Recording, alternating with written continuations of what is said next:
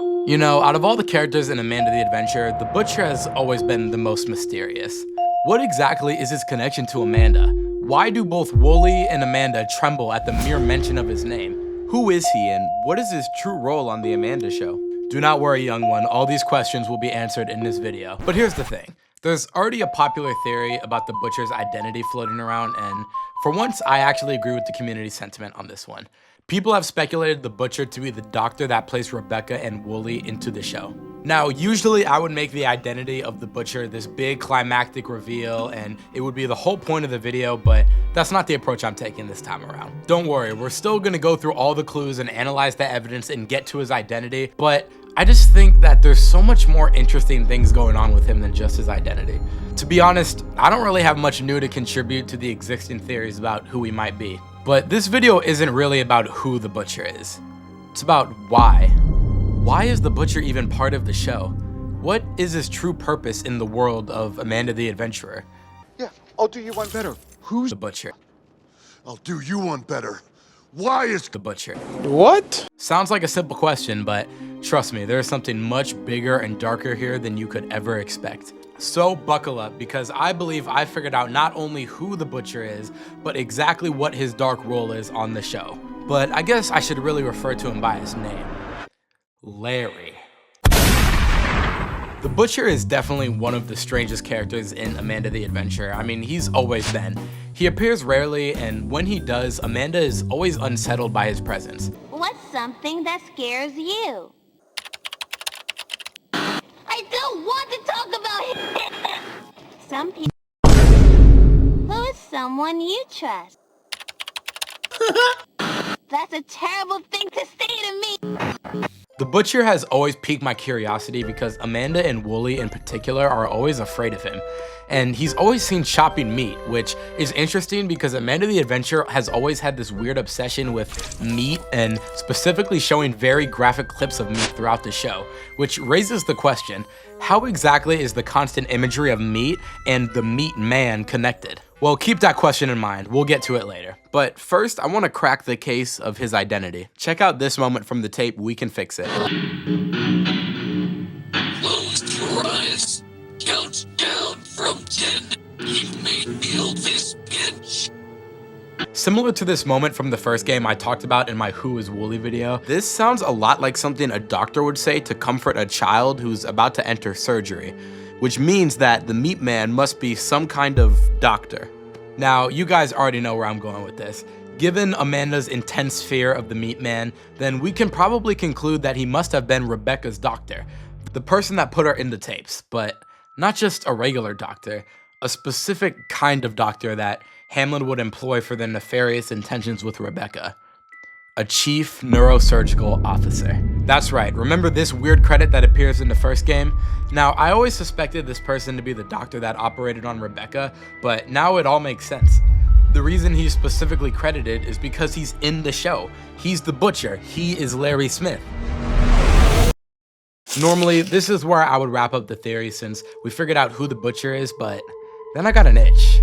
An itch that there was just something more to this story. Like, sure, Larry is the doctor that operated on Amanda and Wooly, which explains why they are so apprehensive towards him, but that doesn't explain why he's in the show in the first place. I mean, what reason does a surgeon have to be in the actual show itself rather than just putting people in it? Think about it this way. If we look at the 4 characters in the show, we of course have Amanda, Wooly, and the opossum. Well, at this point, we can say pretty confidently that Wooly and the Butcher are both agents of Hamlin. And we know that Wooly's primary purpose is to keep Amanda under control, which naturally begs the question, what is the Butcher's purpose? The thing that really tipped me off that there was more to this character was the secret meat ending from the first game. After watching the dead fox tape, you know, the picnic one, Riley gets sucked into the show and transformed into one of the hanging pieces of meat. And there's the Butcher, front and center.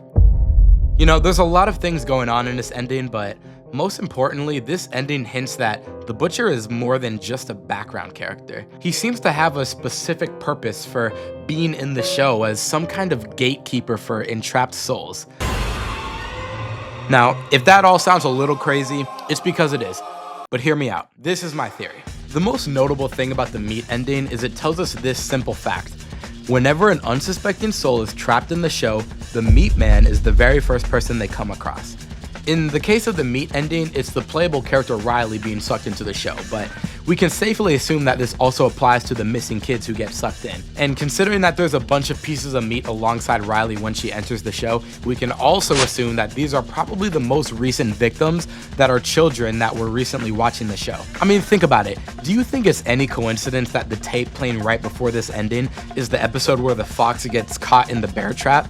No, I mean, this has obviously got to be drawing a parallel to the victims that get unknowingly trapped into the Amanda show. It's almost like the show itself is a bear trap and the kids are the fox. It's almost like when you watch this specific episode, you've officially stepped into the show's trap, and there's the meat man to greet you like he's standing outside of a Walmart. Good evening. So they enter the show as what is essentially fresh meat.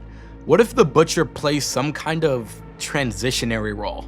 Is it possible that he harvests the souls of newly integrated children and acts as the intermediate, oh my god, I can't speak.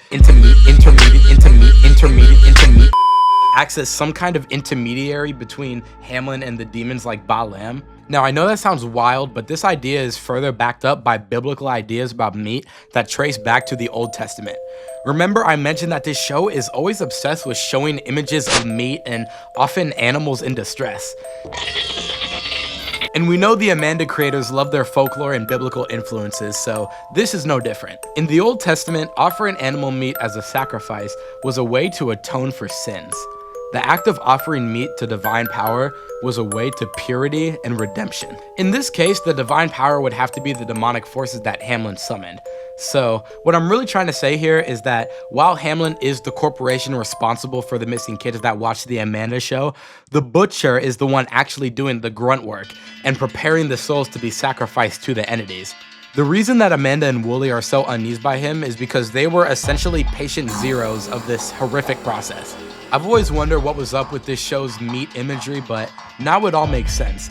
It's all subtle symbolism for the demonic sacrificial ritual that we are literally witnessing unfold by watching the show, which makes perfect sense since we also know that Hamlin is a cult. This explains why we see images of animals in distress. It all ties back to the significance of animal meat in the Bible. So to answer the question, what is the booper? So to answer the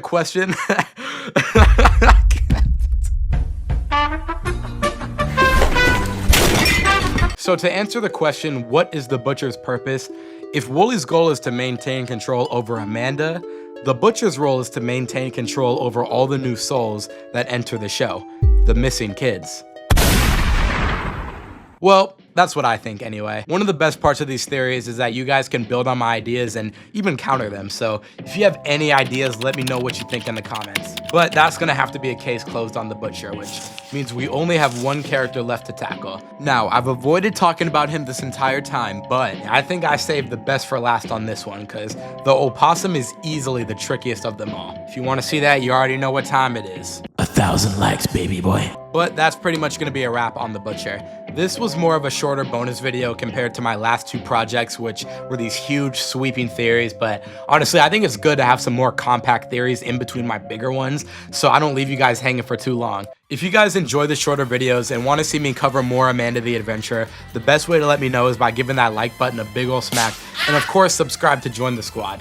We are going bigger every single day, and I absolutely love the community we're building, and I appreciate every single one of you. We're already at like 1.5K, which is crazy because we just hit 1K like what felt like a week ago. About a week ago.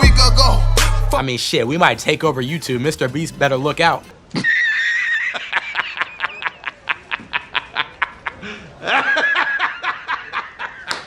But with all that being said, Marzilla signing out.